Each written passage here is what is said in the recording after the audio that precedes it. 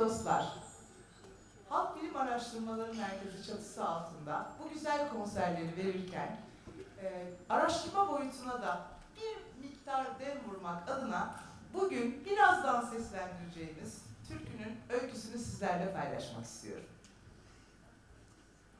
Birbirini seven Mail ve Gülizar evlenmek isterler.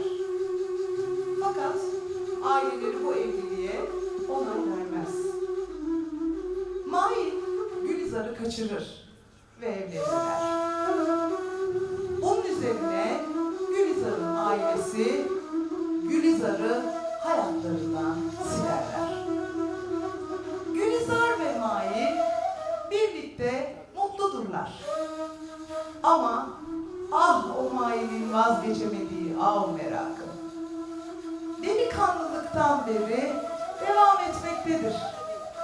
Belli aralıklarla toplanırlar ve arkadaşlarıyla Korkut Dağı'na hava giderler. Yine o günlerden biridir. Arkadaşlarım Mail'i almak için kapıya dayanır ve hep beraber yola düşerler. Bilmezler ki o yoldan Mail'in soğuk bedenini arayacaklarını.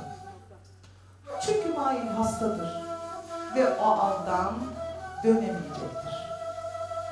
Uzunca aramalardan sonra Mail bir kayanın dibinde ölüm uykusunda bulunur. Gülizar gurbet ilinde bir başına kalmıştır artık. Ailesinin yanına dönecek yüzü de yoktur maalesef.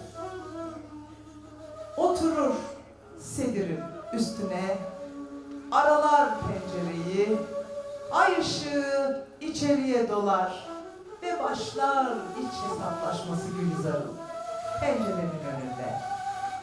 Ay yüzüne vurur, dünyanın acısı yüreğine de, dilinde bir ağıt doğar. İşte o günden beri söylenir türküsü Gülizar ve Mail'in. Bir ay doğar ilk akşamdan geceden, şalkı vurur pencereden bacadan. Dağlar kışımış, yolcum üşümüş, perişanım ben. Korumuz sizler.